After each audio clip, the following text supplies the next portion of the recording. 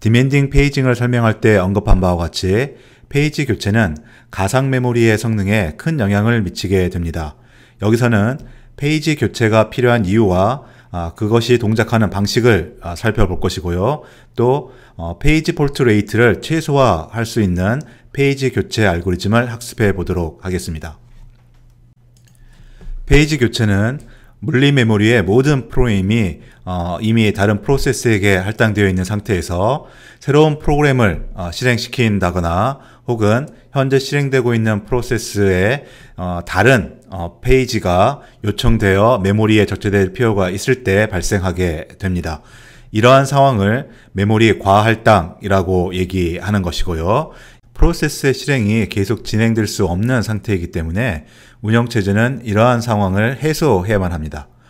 프로세스의 입장에서 이러한 메모리 과할당 상태를 해소하기 위해서는 실행되고 있는 프로세스 중에서 일부 프로세스를 강제로 종료시킴으로써 메모리를 회수할 수도 있고, 또 앞에서 살펴본 것처럼 스와핑이라는 기법을 통해서 프로세스 전체를 스왑 메모리인 저장 장치에 내려놓음으로써 실제 메모리의 여유분을 확보하는 방법이 있을 수 있습니다. 그러나 메모리 관리 서비스의 입장에서 프로세스를 종료해버리게 되면 프로세스의 실행 상황이 영향을 받기 때문에 이거는 메모리 관리 서비스의 원래 목적에 적합하지 않는 것이고요. 또 스와핑 방식으로 프로세스의 이미지 전체를 스왑 메모리에다가 내려버리게 되면 다시 올리는데 비용이 많이 들기 때문에 동시에 여러 개의 프로세스를 원활하게 수행시키는 멀티 프로세싱 능력이 떨어지게 되겠습니다. 그래서 디맨드 페이징을 이용하는 가상 메모리에서는 어차피 프로세스의 논리 메모리 영역이 페이지 단위로 할당되고 주소 변환이 이루어지기 때문에 그 중에서 일부 페이지만 스와핑하고 스와핑 아웃하고 스와핑 인 하는 방식으로 운영하게 되면 보다 적은 비용으로 메모리 과할당 상태를 해소할 수 있게 되는 것입니다. 다음 그림은 페이지 교체가 필요한 상황을 이번에는 두 개의 프로세스의 실행 예를 들면서 보여주고 있습니다. 각각 두 개의 프로세스는 4개의 페이지로 구성된 논리 주소 공간을 가지고 있다라고 가정합니다. 그리고 이것은 페이지 테이블을 통해서 실제 메모리상에 각각의 페이지가 위치된 정보를 포함하고 있습니다. 그런데 현재 상황에서 각 프로세스의 4개 페이지 중에서 각각 3개씩만 실제 메모리에 할당되어 있고 첫 번째 프로세스의 4번째 페이지와 두 번째 프로세스의 두 번째 페이지는 스왑 메모리, 즉 저장 장치에 저장되어 있는 상황을 보여주고 있습니다. 이때 첫 번째 프로세스의 프로그램 코드가 담겨있는 1번 페이지에서 계속 실행이 진행되다가 M 데이터를 필요로 하는 이런 명령어를 만나게 되면 M 데이터가 들어있는 세 번째 페이지를 접근하려고 할 겁니다. 그러면 세 번째 페이지가 메모리에 어디에 있는지를 페이지 테이블을 통해서 찾아가게 될 텐데요. 페이지 테이블을 보니까 그게 invalid로 마크가 되어 있는 것입니다. 그러면 현재 메모리에 없는 데이터이기 때문에 스왑 메모리 저장 장치에서 읽어 올라와야 될 겁니다. 그런데 바로 이 상황이 실제 메모리가 8개의 프레임을 가지고 있는 메모리이기 때문에 각각 프로세스에서 3개의 페이지가 할당되어 있고, 그리고 첫 번째 2개 페이지는 간단한 운영체제라고 할 수 있는 모니터 코드가 점유하고 있는 상태입니다. 그래서 현재 이 실제 메모리 상에는 비어있는 메모리 프레임이 없게 되는 것입니다. 그래서 이 M이라는 첫 번째 프로세스의 세 번째 페이지에 해당하는 데이터를 사용하기 위해서는 이 3 실제 메모리의 2번 프레임부터 7번 프레임 사이에 어느 하나를 다시 스왑 메모리에다가 스왑 아웃하고 그 위치에다가 M이라는 데이터를 읽어와야 한다라는 것이죠. 바로 이런 것이 페이지 교체가 필요한 것입니다. 그리고 앞에서도 언급한 것처럼 과연 현재 메모리에 이미 적재되어 있는 이 6개의 페이지 중에서 어떤 것을 저장 장치로 내려보내야지 앞으로 페이지 폴트를 덜 발생할 것인가 라는 것이 바로 페이지 교체 알고리즘이 달성해야 될 목표가 되겠습니다. 자, 그럼 페이지 교체가 동작하는 과정을 조금 더 구체적으로 살펴볼 텐데요. 이전에 보았던 페이지 폴트의 처리 과정을 보면 그때는 페이지 폴트가 발생했을 때 메모리상에 없는 이 페이지 데이터를 저장 장치로부터 읽어가지고 비어있는 메모리 프레임에 적재한다라고 이렇게 얘기를 했습니다. 그때는 바로 이 비어있는 프레임이 있다라고 전제했었는데요. 만약에 이게 메모리 과할당 상태에서 페이지 폴트가 발생하는 것이라면은 이 메모리 영역 중에 비어있는 프레임이 없기 때문에 이 중에서 어떤 하나를 교체해야 되는 페이지 교체의 필요성이 발생하게 되는 것입니다. 그래서 페이지 교체는 페이지 폴트 처리 과정 중에 이 4번으로 표시하고 있는 페이지 폴트가 난 페이지 데이터를 읽어드리는 과정에서 발생하게 되는 것입니다. 그래서 이 그림은 그 과정을 조금 더 자세하게 설명하고 있는 것이고요. 앞에 그림에서 보면 이 4번의 과정과 페이지 테이블을 갱신하는 5번의 과정을 페이지 교체가 일어날 때의 내용으로 설명하고 있는 것입니다. 메모리상에 비어있는 공간이 없다면 이미 사용되고 있는 이 메모리 프레임 중에 하나를 선택해야 되는데 그것을 우리 페이지 교체 용어에서는 victim, 즉 희생자라고 명칭하고 있습니다. 그리고 이 희생자가 되는 페이지 프레임은 이미 어떤 다른 프로세스 혹은 자신의 프로세스를 할지라도 유용한 데이터를 담고 있기 때문에 그냥 지워버리는 것이 아니라 저장장치, 즉 수압 공간으로 이 데이터를 저장해야만 합니다. 즉 수압 아웃을 해야 하는 것이죠. 그리고 이 메모리 프레임에 이전에 저장되어 있던 페이지를 페이지 테이블에서 찾은 다음에 그 내용을 인밸리드로 변경을 시켜줘야 합니다. 이런 이후에라야지 폴트 났던 페이지 데이터를 이제 메모리로 불러 들어올 수 있게 되는 것입니다. 그런 이후에 앞에서 봤던 과정대로 이번에는 이 폴트 났던 페이지에 대한 이 페이지 테이블 엔트리의 값을 이 메모리 프레임 번호로 설정을 하고 또 이번에는 이제 밸리드한 유효한 데이터가 있다라는 정보까지 막한 이후에 페이지 폴트 났던 프로세스의 실행을 제기시켜주는, 즉 이전에 4번, 5번 과정으로 바로 메모리에다가 무조건 읽어드리고 페이지 테이블을 갱신했던 작업이 페이지 교체가 필요하게 되면은 이렇게 페이지 교체의 1, 2, 3, 4번 과정으로 더 복잡하게 수행된다라는 것입니다. 이와 같이 페이지 폴트 처리의 일반적인 과정에서는 상황에 따라 페이지 교체가 필요하게 되기 때문에 이 경우에는 빅팀 페이지를 저장장치에 일단 저장을 하고 그 다음에 폴트가 된 페이지를 읽어와야 합니다. 이 경우에는 아주 느린 저장장치를 한 번 더 접근해야 되기 때문에 페이지 폴트의 처리 시간이 훨씬 더 길어지는 문제가 발생합니다. 앞에서도 이미 이런 가상 메모리의 디맨드 페이징에서 페이지 폴트를 처리하는 시간이 가상 메모리 성능에 아주 치명적인 영향을 주기 때문에 그것을 줄이는 것이 매우 중요한 문제다라고 했는데 이렇게 페이지 교체까지 필요한 경우에는 그게 더 심각하게 되는 것이죠. 그래서 메모리 관리 분야의 연구에서는 이와 관련된 성능을 개선하기 위한 여러 가지 방법들이 고안되었는데요. 앞에서도 얘기한 것처럼 페이지 폴트의 횟수 자체를 줄이는 방법이 가장 근본적인 것으로서 우리가 앞으로 배울 페이지 교체 알고리즘이 꽤 중요한 것입니다. 여기서는 페이지 교체가 필요하다고 할지라도 저장 장치를 2번 접근하는 것이 아니고 한 번 읽기만 하는 방법으로서 이 페이지 교체가 필요할 때의 페이지 폴트 처리 시간을 단축하는 방법을 간단히 소개하고 있습니다. 그것은 내가 필요한 경우에만 그 빅팀 페이지를 저장 장치에다가 저장하면 되겠다라는 아이디어에서 출발합니다. 그것의 첫 번째는 각각의 페이지에 하나의 정보를 더 추가하게 되겠습니다. 지금까지 페이지 테이블에는 프레임 번호와 그것이 밸리드한가 인밸리드한가 라는 정보가 들어가 있었는데 거기에 추가적으로 그 페이지가 라이트가 되었는지 이에 대한 정보를 추가하는 비트를, 정보를 표시하는 비트를 추가하게 되는 것입니다. 그것을 modify 비트 혹은 dirty 비트라고 일반적으로 얘기하고 있습니다. 이것을 쓰는 이유는 만약에 그 페이지가 메모리에서 사용되고 있는 동안 내용이 변경되지 않았다면 그 페이지의 데이터는 예전에 읽어올 때 저장장치, 수압 메모리에 저장되어 있던 그 데이터와 동일한 상태를 계속 유지하고 있을 것입니다. 그렇기 때문에 이러한 페이지가 빅틈이 되어서 내려갈 때는 굳이 다시 저장장치에 저장할 필요가 없게 된다는 것이죠. 그러므로 페이지 교체가 필요한 경우에도 더티 비트가 클린이라고 표시되어 있는 경우에는 스왑 아웃은 하지 않고 폴트난 페이지를 바로 그 위치에다가 읽어드리는 작업만 하면 되니까 페이지 교체 비용이 좀 더 줄어들 수 있게 된다는 것입니다.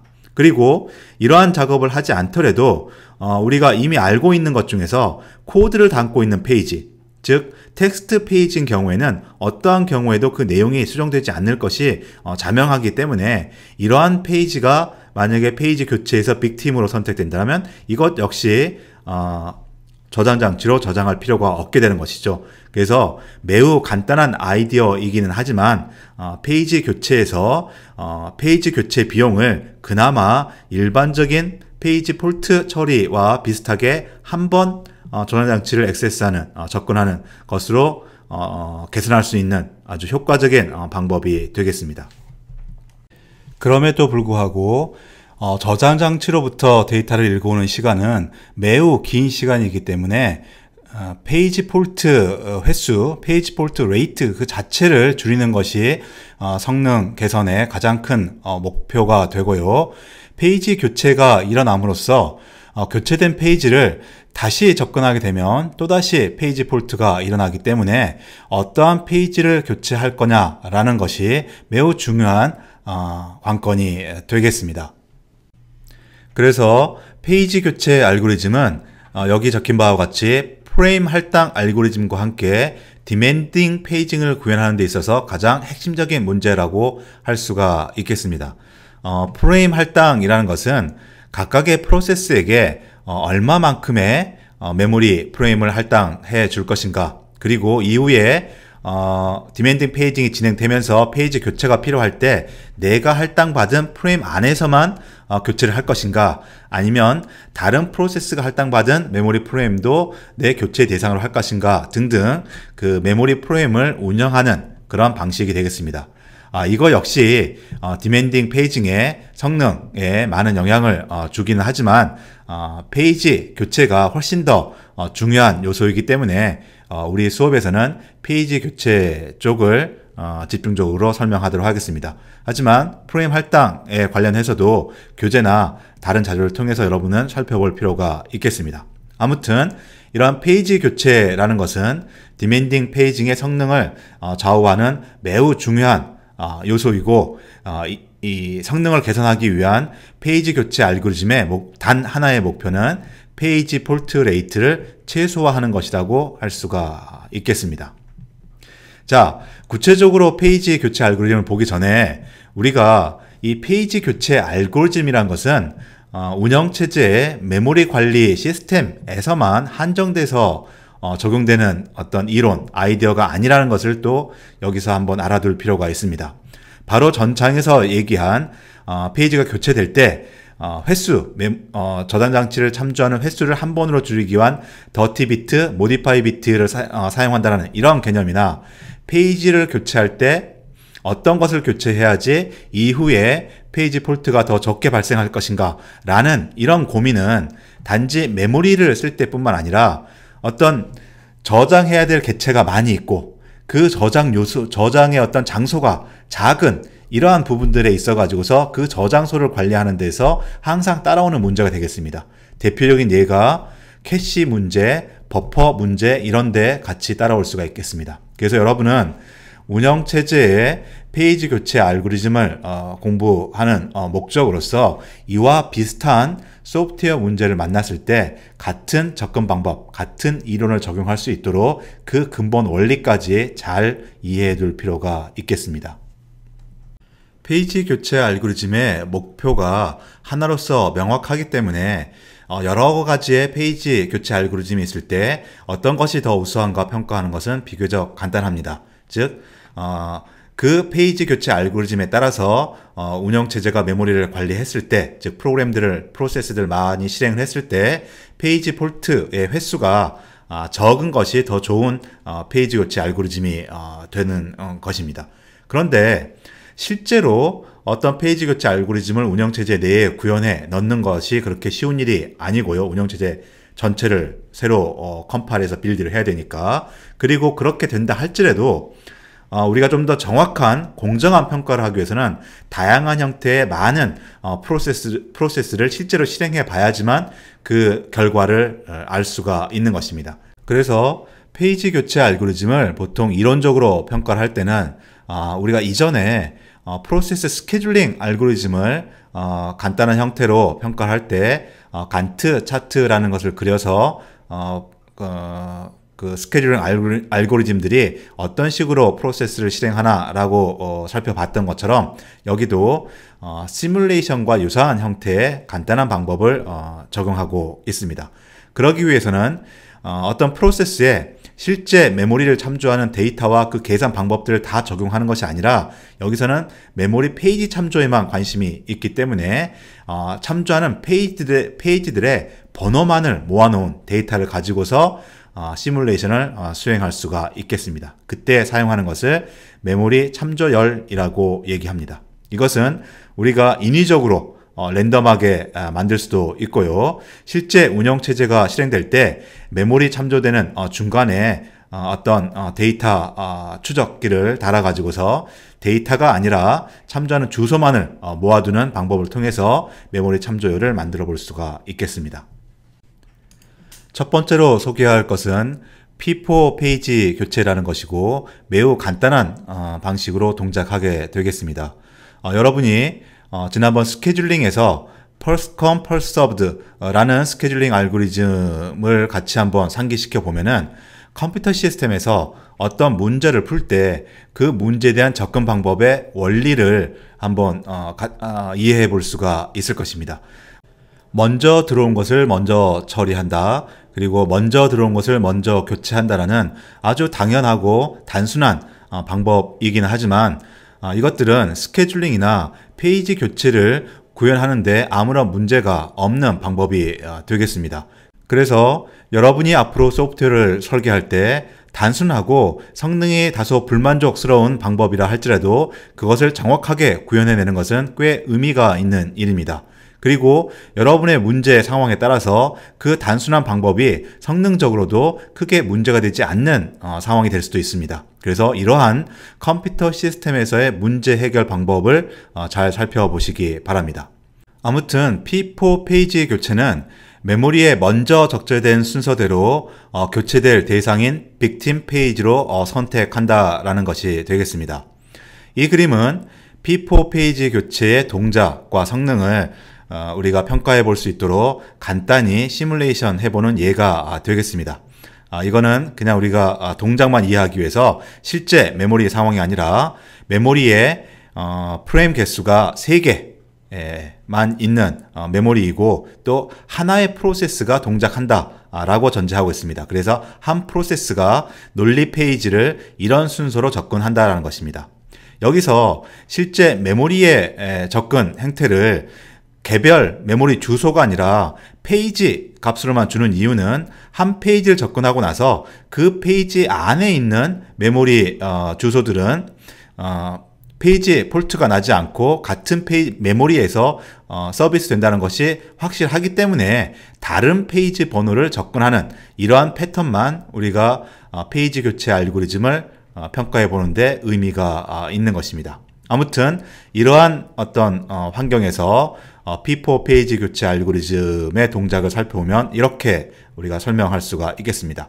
한 프로세스가 7번 페이지, 0번 페이지, 1번 페이지, 2번 페이지 이런 순서대로 쭉 메모리를 접근한다라고 전제를 하는 겁니다. 그리고 실제 물리 메모리는 3개의 페이지를 가지고 있기 때문에 처음 접근한 7번 페이지는 일단 메모리에 적재가 되어 있지 않을 겁니다. 비어있는 메모리가 되는 것이죠. 이때는 하드디스크의 파일 혹은 또는 수합되어 있다라면, 수합된 프로세스라면 수합된 메모리 저장 장치로부터 그 7번 페이지를 읽어와야 할 겁니다. 바로 이 네모가 그것을 설명하고 있는 것입니다. 즉, 한번 페이지 폴트를 처리한 것이 되는 것이죠. 그 다음에 0번 페이지를 접근하게 되면 이 0번 페이지도 처음 접근하는 것이기 때문에 메모리상에 존재하지 않고 비어있는 메모리에 이 페이지 데이터를 읽어와야 한다는 것을 표시하고 있습니다. 1번도 마찬가지가 되는 것이죠. 자, 이때 이제 2번 페이지를 읽게 되면은 어떤 현상이 발생하냐면 3개의 메모리 프레임이 다 채워져 있기 때문에 2번 페이지도 처음 읽는 거라서 저장 장치로부터 읽어오긴 해야 되는데 이것들 중에 하나를 교체해야 된다는 것입니다. 그때 어떤 것을 선택하냐면 7, 0, 1 3개 중에는 7번이 제일 먼저 메모리에 적재된 것이니까 이 7번을 교체한다는 것이죠. 그래서 여기서 참조하는 폴트가 난 2번 페이지는 7번이 저장되어 있던 위치에 들어오게 되는 것입니다. 이때도 또 역시 페이지 폴트가 발생하게 되는 것입니다. 다음에 0번 페이지를 참조하게 되면 이 경우는 이미 있는 3개의 메모리 프레임 내에 0번 페이지가 이미 적재되어 있기 때문에 페이지 폴트가 발생하지 않는 것이죠. 그래서 네모 표시가 없는 것입니다. 그 다음에 3번 페이지를 접근하게 되면 이 경우는 현재 201을 메모리에 담고 있기 때문에 없는 거죠. 그러니까 페이지 폴트가 발생하고 또 비어있는 프레임이 없으니까 3번을 그냥 읽어오는 것이 아니라 3개 중에 하나를 교체를 해야 되는데 이때 어떤 걸 교체하면 2, 0, 1 3개 중에서는 2가 제일 마지막에 읽혀 들어온 것이고 1이 그 다음 0이 가장 오래전에 읽혀 들어온 것이 되겠습니다. 그래서 0을 교체해서 그 자리에 3번을 넣게 되는 것입니다. 이런 식으로 메모리에 적재된 순서가 오래된 순서대로 교체의 대상을 선택하는 게 P4 페이지 교체이고 쭉 여러분이 그 방법에 따라서 이 메모리 참조를 다 처리하게 되면 이런 식으로 페이지 폴트가 발생하는 순간을 캐치할 수가 있겠습니다. 그래서 이 그림이 의미하는 것은 네모로 표시하고 있는 것은 이 0번, 4번, 2번 페이지를 참조할 때마다 페이지 폴트가 발생한다는 것을 의미하는 거고 개수를 쭉 세보면 15번의 페이지 폴트가 발생함을 알 수가 있을 것입니다. 자, 이런 경우 예를 들어서 이 0번 같은 경우 3번에 의해서 0번이 교체가 됐는데 바로 다음에 0번을 다시 접근하고 있습니다.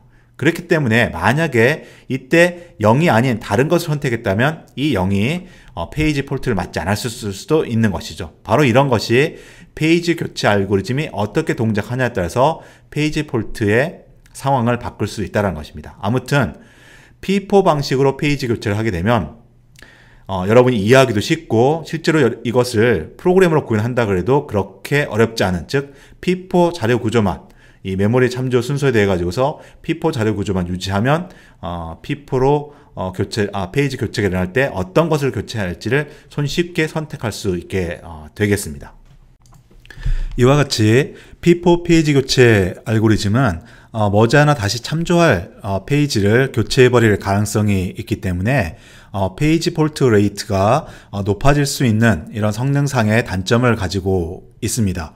그런데 이것뿐만 아니라 P4 페이지 교체 알고리즘은 성능상의 어떤 모순점을 안고 있는데요. 그것이 바로 벨러디의 모순이라고 정의된 현상이 되겠습니다. 우리가 직관적으로 생각해 본다면 동일한 페이지 교체 알고리즘을 사용한다라고 했을 때 메모리의 크기가 커진다면 페이지 폴트의 개수, 페이지 폴트 레이트는 낮아지는 게 당연할 것입니다. 그런데 P4 페이지 교체 알고리즘은 메모리의 크기가 커지는 경우에 페이지 폴트의 개수가 커지는 이러한 성능상의 모순을 보일 수 있다는 것입니다. 바로 이 그림의 예가 그것을 보여주는 한 가지 예인 것이고요.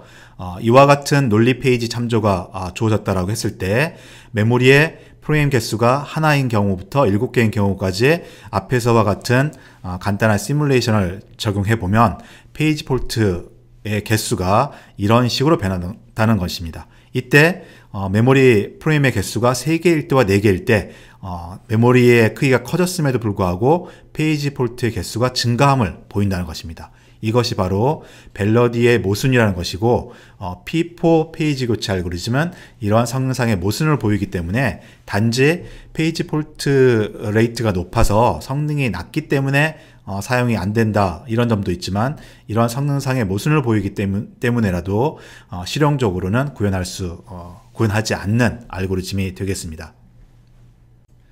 다음에 살펴볼 알고리즘은 최적 페이지 교체 알고리즘이고요. 우리 컴퓨터 용어에서 최적 혹은 옵티멀이라는 용어는 다른 어떤 방법을 취하더라도 이 방법보다 더 좋은 것을 고안할 수 없다. 이런 경우에 그것을 최적, 옵티멀이라고 얘기합니다. 그래서 최적 페이지 교체 알고리즘이라는 것은 다른 어떤 알고리즘보다 페이지 폴트 레이트가 낮으면서도 앞에서 얘기한 벨러디의 모순이 발생하지 않는 것을 지칭하고 있습니다. 페이지 교체로 인해서 페이지 폴트 레이트가 증가하는 근본적인 이유를 이해하면은 이 최적의 페이지 교체 알고리즘을 우리가 보다 쉽게 고안해 볼 수가 있는데요. 페이지가 교체된 이후에 페이지 폴트가 나는 근본적인 이유는 그 교체된 페이지를 다시 접근하기 때문이 되겠습니다. 그래서 다시 사용하지 않을 페이지를 교체하게 된다면 그 교체로 인한 페이지 폴트는 발생하지 않을 것입니다. 그리고 만약에 그런 페이지가 없다면 여기 적힌 바와 같이 앞으로 가장 오랫동안 사용하지 않을 그런 페이지를 교체하는 것이 되겠습니다. 바로 이 알고리즘, 이 방법이 바로 최적 페이지 교체 알고리즘이 되는 것이고 어떠한 페이지 교체 알고리즘을 고안한다 하더라도 이것보다 더 적게 페이지 폴트를 만들 수는 없다라는 것입니다. 앞에서와 마찬가지로 3개의 프로그램을 가진 메모리가 있다라고 가정을 하고 하나의 프로세스가 이와 같은 논리 페이지를 순서대로 접근한다라고 했을 때 이것을 최적 페이지 교체 알고리즘에 따라서 시뮬레이션을 해보면 다음과 같이 결과가 나오게 되겠습니다. 701까지는 처음 참조하는 것이니까 모두 다 페이지 폴트가 나면서 새로 적재가 되는 것이고요. 2번 페이지를 참조했을 때 P4 페이지 교체 알고리즘에서는 701 중에 7이 맨 먼저 들어왔기 때문에 7번을 교체를 했었습니다. 그런데 이 경우는 먼저 들어온 순서를 보는 것이 아니라 앞으로 가장 오랜 시간 동안 사용하지 않을 페이지를 교체하는 것입니다. 그래서 뒤를 보는 것이 아니라 앞을 쭉 살펴보니까 0번 페이지는 바로 이후에 사용되고 있죠. 1번 페이지는 이만큼 간 이후에 사용되고 있습니다. 그런데 7번 페이지는 이보다 더 먼 시간 후에 사용되고 있습니다. 그렇기 때문에 이 3개 중에서는 7번을 교체하고 2번 페이지를 적재하는 것이 되겠습니다. 그리고 0번은 성공이 되는 것이고요. 그 다음에 3번 페이지를 참조했을 때 없기 때문에 또 교체를 해야 되는데 이 경우도 마찬가지로 앞을 보는 거죠. 이때 0번은 바로 다음에 있는 것이고 그 다음에 2번은 다음번에 있게 되는 것이죠. 그래서 이 3개 중에서 1번이 제일 먼 미래에 참조하게 되는 것입니다. 그래서 1번을 교체해서 3번 페이지를 올리게 되는 것입니다. 이런 순서대로 이러한 방식으로 쭉 새로운 페이지가 참조될 때마다 기존에 있는 페이지 중에서 어떤 것을 교체할 것인가를 선택하는 것이 최적 페이지 교체이고 이와 같은 방식으로 페이지 교체를 하게 되면 9번의 페이지 폴트가 발생한다는 것입니다. 즉 이전 P4와 똑같은 페이지 논리 페이지 참조 순서가 되지만 앞에서는 15번의 페이지 폴트가 발생했고 이번에는 9번의 페이지 폴트가 발생합니다. 물론 하나의 예이긴 하지만 여러분이 그 어떤 방식, 그 어떤 페이지 참조 열을 가지고 온다 하더라도 이 최적 페이지 알고리즘보다는 더 적게 페이지 폴트를 만들 수는 없다라는 것입니다. 자, 그렇다면 아주 간단하게 이 페이지 교체 알고리즘 문제가 완벽하게 해결이 된 것처럼 보이는데요. 이 최적 페이지 교체 알고리즘은 실제로는 구현할 수가 없는 알고리즘이 되겠습니다. 이것은 바로 알고리즘의 그 원리 자체가 앞으로 미래의 어떤 정보를 근거로 해서 판단하기 때문입니다. 이전에 스케줄링에서 shortest first 알고리즘을 얘기를 할 때 이것이 대기 시간 측면에서 최적의 알고리즘이지만 실제로는 구현하는 게 불가능하다라고 얘기했습니다. 왜냐하면 앞으로의 실행 시간이 작은 프로세스를 선택해야 되기 때문입니다. 즉 미래의 어떤 상황은 인간이나 컴퓨터나 알 수가 없기 때문에 그 정보를 바탕으로 뭔가 판단을 한다는 것은 실제 구현은 불가능하다라는 것이죠. 그래서 이 최적 페이지 알고리즘은 실제로 구현하기보다는 어떤 알고리즘이 제안됐을 때 이 최적 페이지 교체 알고리즘에 얼마만큼 가깝게 구현했는가, 이런 비교의 목적으로 최적 페이지 교체 알고리즘은 사용되고 있습니다. 그러면 우리가 이제 어떤 페이지 교체를 하는 것이 이 최적에 가장 가깝겠는가를 이제 생각해 봐야 되는데요. 이건 역시 그 shortest first 스케줄링 알고리즘에서 우리가 한번 살펴보았던 그 접근 방법을 취하게 됩니다. 미래의 것을 알고 했을 때 가장 잘할 수 있지만 미래를 모르기 때문에 우리는 미래를 예측해서 뭔가 판단을 해야 되는 것이고, 그때 미래를 예측하는 방법은 그 스케줄링이나 페이지 교체의 과거의 형태를 참조하는 것이 되겠습니다. 이것은 어떻게 보면은 컴퓨터 시스템이나 우리 인간이나 자연이나 약간의 불변의 진리로서 가지고 있는 것이라고 얘기를 했고요. 이 페이지 교체 알고리즘에서도 과거의 어떤 정보를 기반으로 해가지고 미래를 예측하는 방법을 취하고 있습니다. 스케줄링에서는 그 예측 방법으로서 과거 것에 대한 평균, 특히 최근 과거 것에 좀 가중치를 주기 위해서 지수 평균이라는 수식을 사용했었는데요.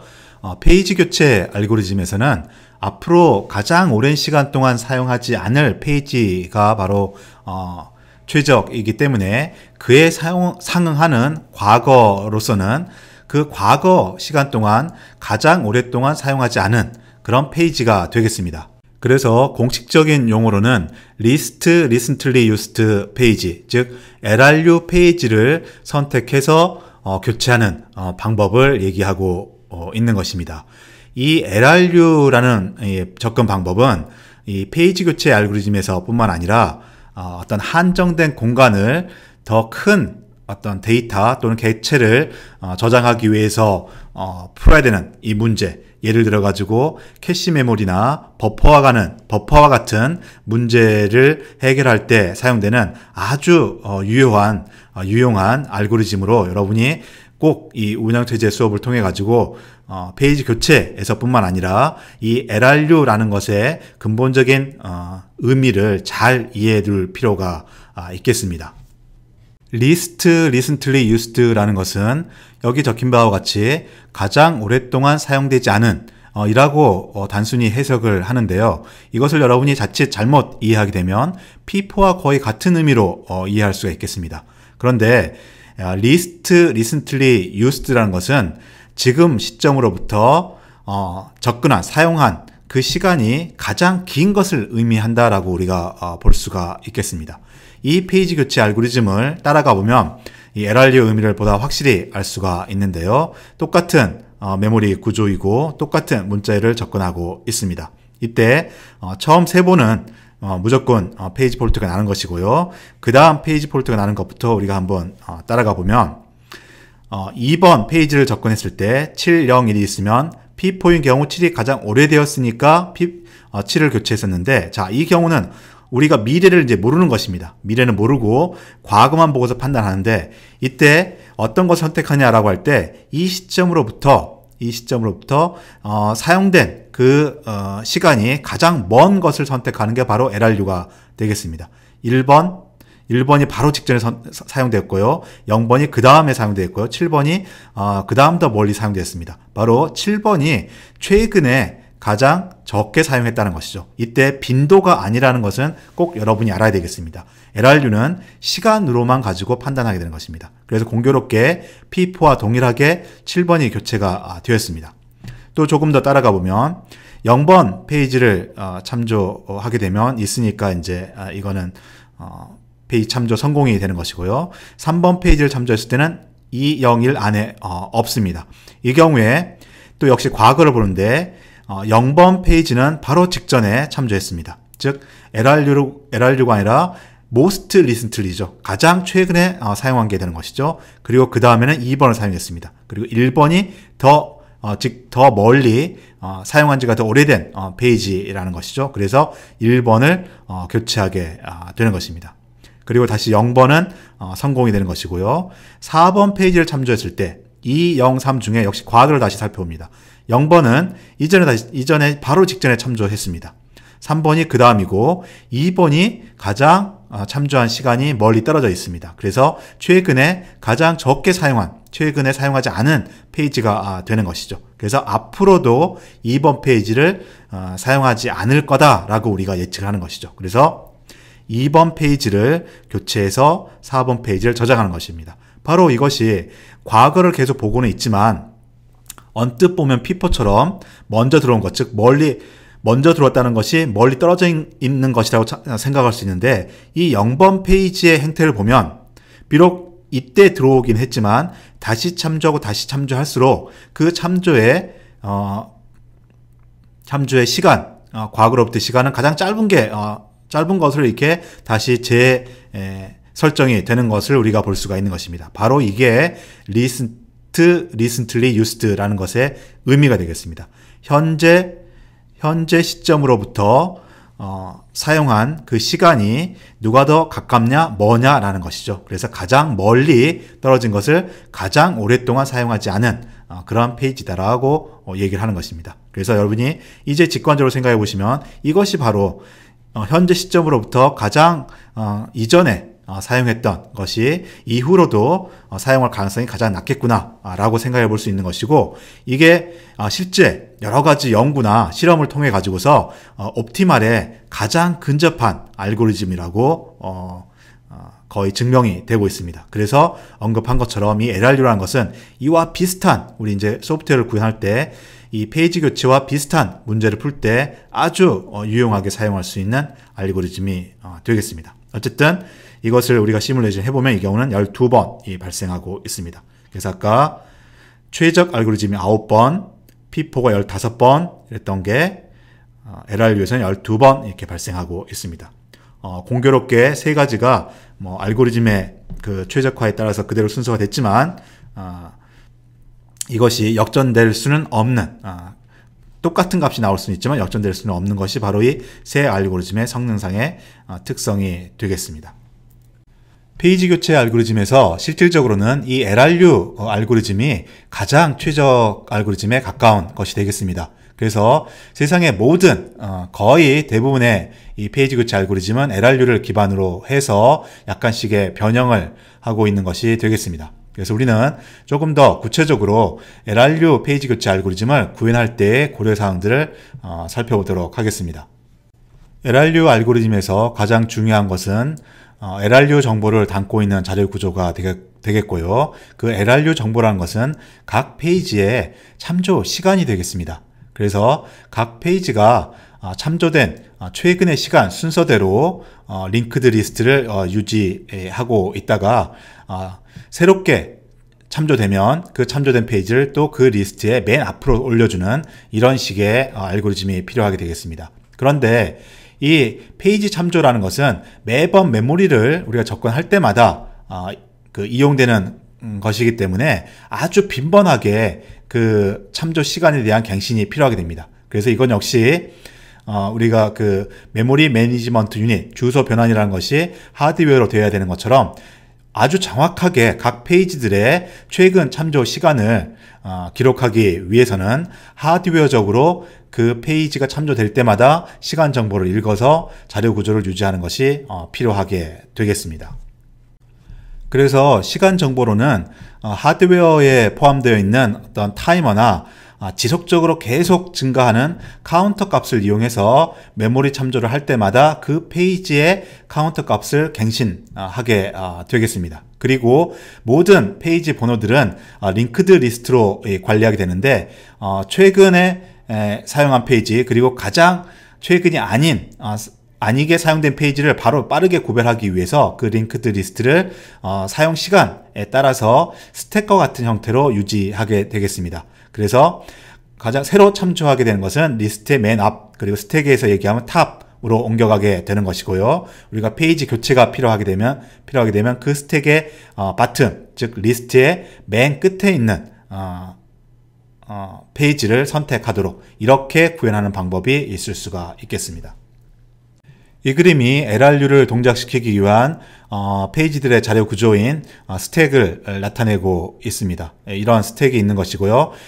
메모리 참조가 이런 식으로 쭉 이루어졌다고 했을 때 A 포인트, A 시점에서의 스택을 가리키고 있습니다. 이쭉 따라가 보면 2가 가장 최근에 참조됐기 때문에 맨 위에 있는 것이고 1이 그 다음에 있는 것이고요. 2는 이미 있으니까 또 할 필요 없고 1 마찬가지고 그 다음에 0, 그 다음에 7, 그 다음에 4 이런 식으로 참조된 시간 순서에 따라 가지고서 스택이 마련되어 있습니다. 이때 7번을 참조하게 되면 이게 만약에 메모리에 없다면 페이지 교체가 일어나는데 그때 페이지 교체는 맨 아래에 있는 4번을 교체하게 될 것이고 이 페이지 교체가 아닌 경우 이 경우에는 아마 7번이 4번보다 위에 있기 때문에 메모리상에 있다라고 이렇게 가정이 되는 것입니다. 이때는 비록 들어온 지는 오래됐지만 들어온 P4로는 오래된 페이지이지만 이번에 7번을 딱 참조해버렸기 때문에 B 포인트에서 B 시점에서의 LRU 스택은 7번이 스택의 맨 탑으로 올라오는 이런 구조로 변하게 된다는 것이죠. 이것이 바로 P4와 LRU 스택, LRU 링크드 리스트와의 어떤 차이점이 되겠습니다. 그래서 이것을 우리 이론에서는 계속 스택이라고 얘기를 하는 것이고요. 그에 따라 가지고 우리가 LRU 페이지 교체와 같은 것을 스택 알고리즘이라고 얘기를 하게 되는데 벨러디의 모순이 발생하지 않는 것을 얘기합니다. P4는 스택이 아니었던 것이죠. 이전에 들어온 순서대로만 계속 유지되는 것이기 때문에 말 그대로 스택이 아니라 P4Q의 형태로서 만들어진 자료 구조였던 것입니다. 이렇게 LRU와 같은 정보를 유지하려면 스택과 유사한 방식으로 이 자료 구조를 유지해야 되는데 그런 식으로 운영이 된다면 벨러디의 모순이 발생하지 않는 알고리즘으로 운영할 수 있다라는 것입니다. 그런데 LRU 페이지 교체 알고리즘도 실제로 정말로 이제 구현하려고 보면 구현상에 조금 어려운 점이 있는데요. 일단 모든 페이지에 LRU 순서를 유지한다는 것 어렵죠. 그래서 이 스택과 같이 현재 가지고 있는 할당되어 있는 페이지의 개수만큼만 유지하는 방법을 쓸 수가 있겠습니다. 그럼에도 불구하고 정확한 참조 시간을 알려주는 하드웨어가 필요하고요. 또 매번 메모리를 참조할 때마다 그 참조된 페이지 번호에 따라서 LRU 스택을 갱신해 줘야 되기 때문에 성능상으로도 꽤 큰 오버헤드가 발생하게 되겠습니다. 그래서 LRU 페이지 교체 알고리즘에 대해서도 LRU라는 것의 그 의미의 조건을 다소 완화한 근사 알고리즘을 고안하게 되겠습니다.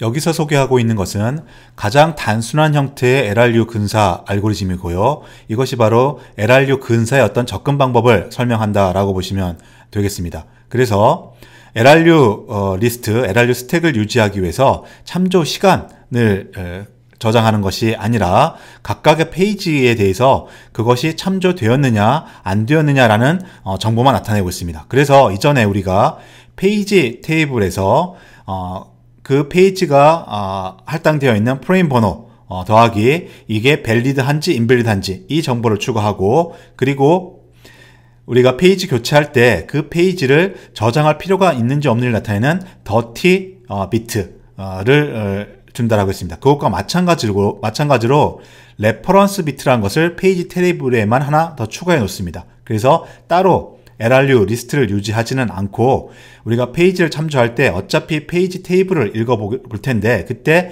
그 페이지를 참조했기 때문에 참조했다라고 레퍼런스 비트에 1로 마크를 해 두는 것입니다. 자, 그런 후에 페이지 교체가 일어나게 되면 쭉 레퍼런스 비트를 보면 어떤 것들은 0이고 어떤 것들은 1로 표시가 되어 있을 것입니다. 그러면 우리가 직관적으로 생각해 봤을 때 0인 것들은 1인 것들보다는 훨씬 더 오래전에 사용된 것이라고 알 수가 있는 것이죠. 이것들이 LRU 스택 혹은 LRU 리스트로서 한 줄로 세워져 있지는 않지만 그룹을 해서 최근에 참조된 것과 참조되지 않는 것으로 그룹을 나눌 수 있고 참조되지 않은 것 중에서 교체할 페이지를 고른다라는 것입니다. 그래서 이것을 list recently used가 아니라 not recently used NRU 알고리즘이라고 얘기합니다. 그래서 LRU에 대한 정보를 가장 단순하게 축약시킨 그런 개념을 담고 있는 것이 되겠습니다. 물론 이때 일정한 시간이 지나면 0으로 초기화 작업이 필요합니다. 왜냐하면 쭉 계속 실행이 되면은 어느 정도 긴 시간이 흘러가면 모두 다 참조가 될 테니까 다 1로 마크가 될 수 있겠죠. 그러면 전혀 LRU와 같은 의미를 나타낼 수 없기 때문에 일정한 시간마다 모두 다 0으로 바꿔줍니다. 즉 그래서 이 NRU 알고리즘의 참조 비트가 0이라는 뜻은 지금부터 일정한 시간 내, 그게 리셋되기 전에 일정한 시간 내에는 참조되지 않았다라는 것을 의미하게 되겠습니다. 다음에 소개하는 두 개의 알고리즘은 NRU보다는 LRU의 의미를 조금 더 충실하게 구현해내는 근사 알고리즘입니다. 첫 번째 것은 추가 참조 비트 알고리즘으로서 앞에 NRU가 참조 비트 알고리즘이라고 얘기할 수 있는데요. 여기서는 참조 비트를 하나가 아니라 여러 개를 씀으로써 보다 더 LRU 정보를 정확하게 표현해내고자 하는 접근 방법이 되겠습니다. 또 다른 하나는 2차 기회, 세컨 찬스 알고리즘이라는 것인데요. 이 세컨 찬스 알고리즘은 이렇게 참조 비트를 여러 개 두지 않더라도 여기서는 역시 참조 비트를 하나만 두고 있습니다. 그럼에도 불구하고 좀 더 확장돼서 최근에 참조된 정보를 계속 유지할 수 있도록 하는 방법이 되겠습니다.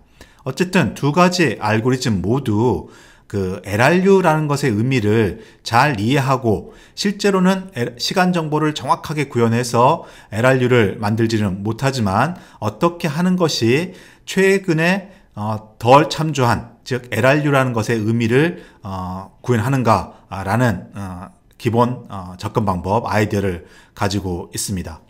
앞에서도 언급한 것처럼 이 LRU라는 용어, LRU라는 알고리즘은 컴퓨터 시스템 소프트웨어에서 문제를 해결하는데 앞으로도 여러분이 많이 접하게 될 아주 키가 되는 아이디어이기 때문에 이 근사 알고리즘을 이해하는 것도 LRU라는 것의 의미를 이해하는데 상당히 도움을 줄 것이라고 생각을 합니다. 추가 참조 비트 알고리즘은 앞에서 참조 비트는 참조 비트 페이지 테이블에 참조 비트 하나만 두고서 현 시점부터 이 시점이 커런트 현재라면 현 시점부터 이만큼의 일정한 시간 동안 참조되었느냐 1 혹은 참조되지 않았느냐 이 두 가지 정보만 표시한다라고 했는데요.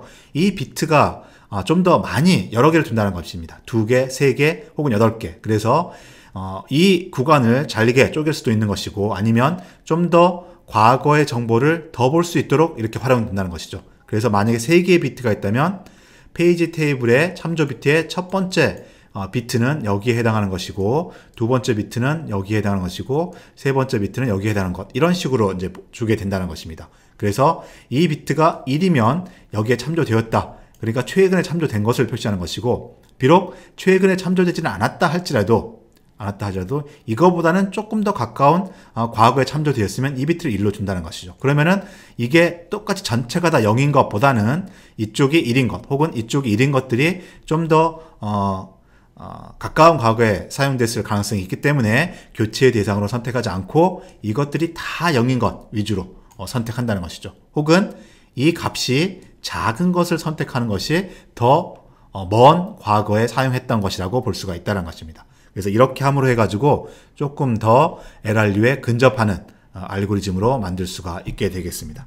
그래서 아래쪽에 있는 얘는 만약 8비트를 가지고서 참조 비트를 나타낸다면 이게 정수처럼 나타내질 수 있는 것이고 우리가 나중에 페이지 교체 알고리즘을 동작시키면서 페이지들을 쭉 확인을 할 때 단지 참조가 되었느냐 안 되었느냐가 아니라 이 참조 비트의 값이 가장 작은 것이 가장 오래전에 사용된 것이고 이게 값이 크면 클수록 더 가까운 미래에 가까운 과거에 사용되었다라고 우리가 볼 수 있는 것입니다. 또한 이 최상위 비트가 같다 할지라도 하위 비트들이 1위인 것이 많다면 최근에 참조된 시간은 비슷하지만 과거에도 더 그래서 빈도까지도 과거에 더 많이 자주 사용되었기 때문에 이게 최상위 비트 하나가 있는 것보다는 하위 비트들까지도 같이 참조 비트가 있는 것들이 더 교체가 되지 않아야 될 것으로 우리 판단할 수 있는 것이죠. 그래서 어쨌든 결과적으로는 이 8비트 값이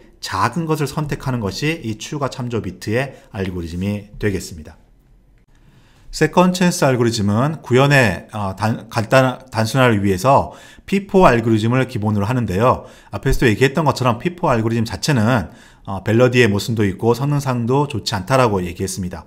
그런데 여기에다가 참조 비트를 추가한 이후에 약간만 이 알고리즘을 변형하게 되면 LRU 알고리즘의 아주 근사한 특성을 나타낼 수 있는데요. 그것이 바로 세컨드 찬스 알고리즘입니다. 그래서 기본적으로는 P4 알고리즘 방식으로 동작을 합니다. 그리고 이 P4Q를 서큘러하게 구성함으로써 교체될 페이지를 찾을 때 순환돼서 계속 찾을 수 있도록 하고 있습니다.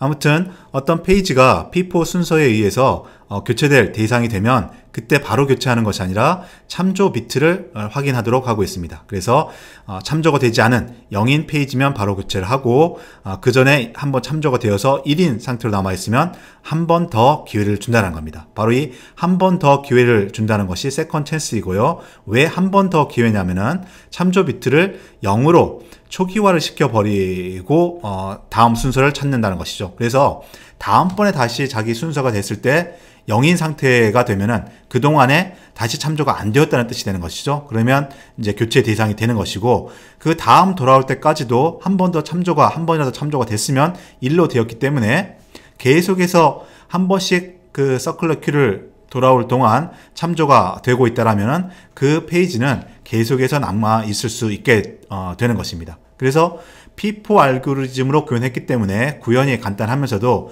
참조 비트를 같이 추가하여 LRU와 그러니까 최근에 계속 참조된 페이지들이 남아있을 수 있도록 하는 LRU 특성을 유효적절하게 반영하고 있는 것이 세컨드 찬스 알고리즘이 되겠습니다.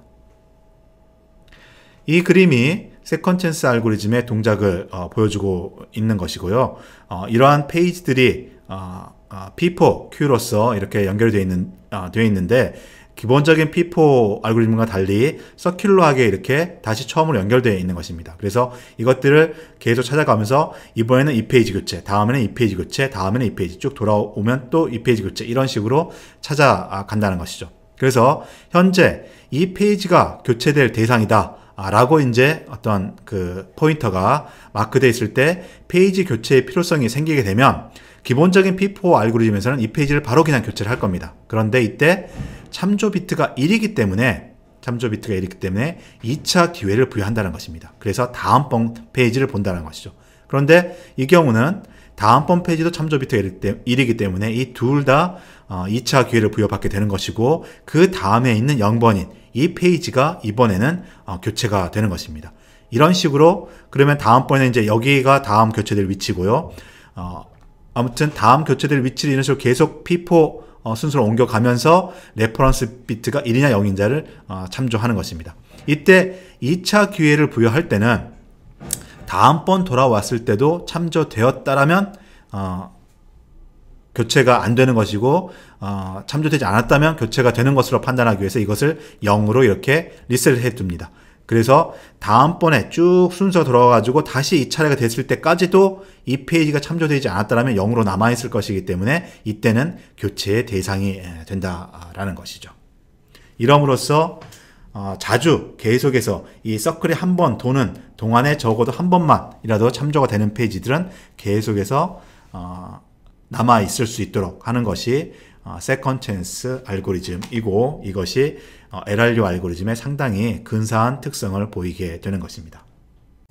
세컨드 찬스 알고리즘도 이 참조에 대한 정보를 여러 비트로 표현하게 된다면 조금 더 LRU 알고리즘에 근사할 수가 있는데요. 이 경우는 참조 비트는 하나로 그대로 두되 앞에서 얘기한 변경 비트, 모디파이 비트 혹은 더티 비트라고 하는 이 두 비트를 조합해 가지고서 교체될 페이지를 선택한다라는 것입니다. 즉 이렇게 조합으로 만들게 되면 참조되었지만 변경되지 않은 것, 참조도 되었고 변경된 것 이렇게 하게 되면 참조되었다 하더라도 변경되지 않은 것 또는 참조되지 않았다 하더라도 변경되지 않은 것 이런 것들이 더 교체에 적합하다라고 얘기할 수 있는 것이죠. 이렇게 하게 되면 조금 더 페이지 교체의 비용을 줄일 수 있는 알고리즘이 되겠습니다.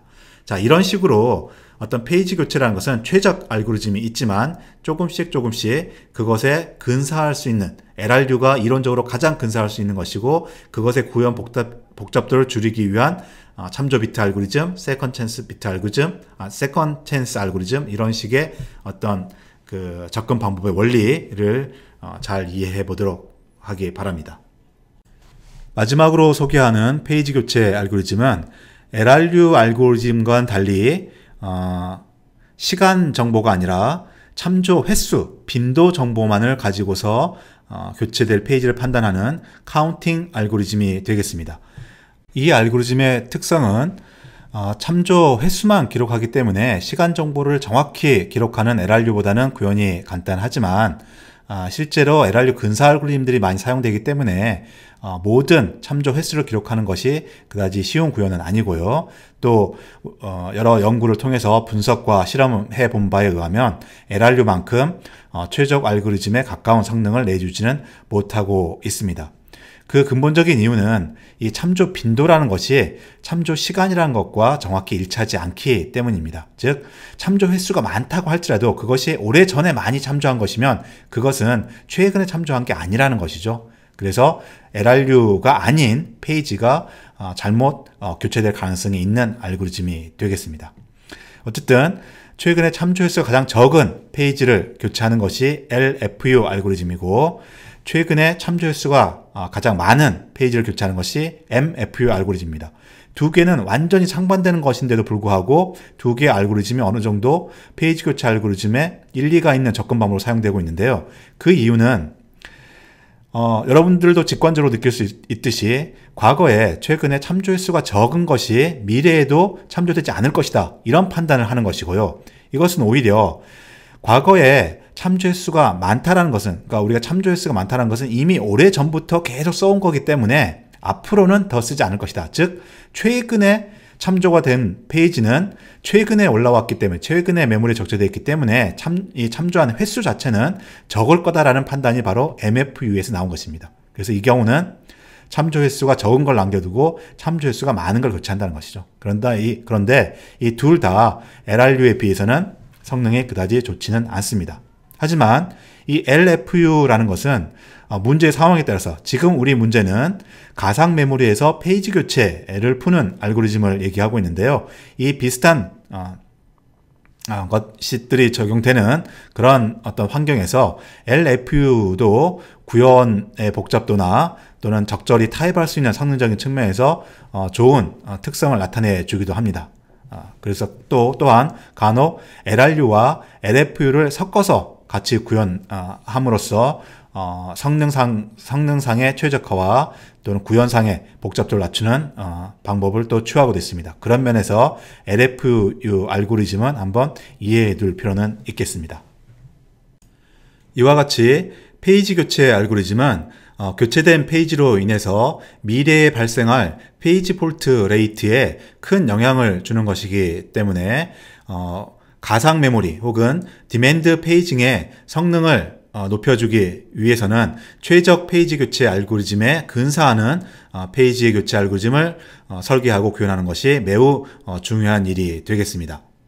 이와 더불어 페이지 교체 상황이 발생했다 하더라도 그 페이지 교체를 수행하기 위한 시간을 줄여주는 것도 꽤 의미가 있는 어떤 성능 최적화 방법이 되겠는데요. 우리가 앞에서는 변경 비트라는 것, 즉 modify 비트 혹은 dirty 비트를 이용해 가지고서 변경되지 않은 페이지에 대해서는 페이지 교체가 일어났을 때 하드디스크로 저장할 필요가 없기 때문에 두 번 접근하는 시간을 한 번으로 줄여주는 방법을 설명했었습니다. 여기서는 페이지 교체 알고리즘의 마지막 설명으로서 앞에 더티 비트와 비슷한 접근 방법으로 저장 장치로부터의 입력, 출력을 줄일 수 있는 페이지 버퍼링 방법을 설명하도록 하겠습니다.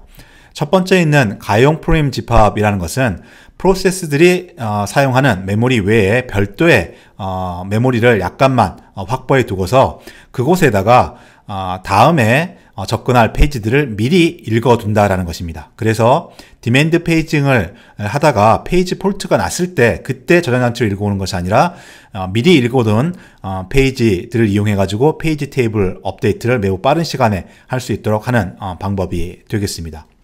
두 번째 있는 변경된 페이지 목록을 유지한다라는 것은 앞에서 더티비트를 사용한다라고 했는데 바로 더티비트 중에서 더티가 1인 즉 수정된 변경된 상태의 페이지 목록들을 유지하고 있다가 시스템이 아이들일 때 즉 디스크 IO가 없을 때 이런 페이지들을 미리 디스크에게 저장한다는 것입니다. 그래서 이 경우도 실제 디맨드 페이징에서 페이지 폴트가 발생했을 때 그때 교체를 위해서 저장하는 것이 아니라 미리 이미 저장을 해버렸기 때문에 그 더티 비트는 0으로 초기화가 되어 있고 그때는 저장장치 하드디스크에 저장할 필요가 없어진다는 것입니다. 그래서 페이지 교체의 시간을 줄여줄 수 있게 되는 것입니다.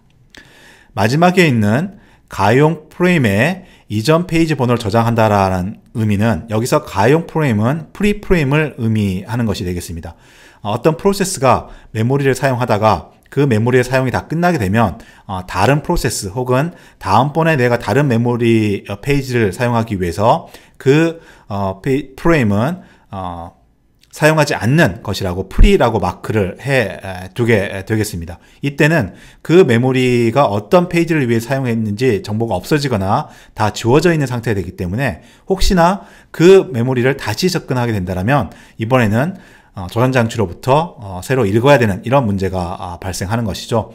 자, 그런데 내가 어떤 메모리 프레임의 사용을 해제를 하고 프리 상태로 되돌려 주는 경우에도 그 메모리 프레임이 어떤 논리 페이지를 저장하는 목적으로 사용됐는지 이 번호를 저장하고 있고 그 데이터를 그대로 유지하고 있다면 이 프리 프레임이 다른 프로세스에 할당돼 버리면 어쩔 수 없지만 다른 프로세스에 할당되기 전에 다시 그 페이지가 사용됐다면 이번에는 저장 장치로부터 데이터를 읽어서 메모리에 적재하는 것이 아니라 프리 프레임을 그대로 가져오면 이미 그곳에 내가 원하는 페이지의 정보가 저장되어 있기 때문에 이 경우도 아주 빠른 속도로 디맨드 페이징의 페이지 폴트를 처리할 수 있게 된다라는 것입니다. 그래서 이러한 방식으로 우리가 좀 미리 내가 필요한 페이지를 읽어둔다거나 또는 미리 그 교체될 페이지를 저장장치에 저장해 두게 되면은 페이지 교체의 시간을 줄일 수 있는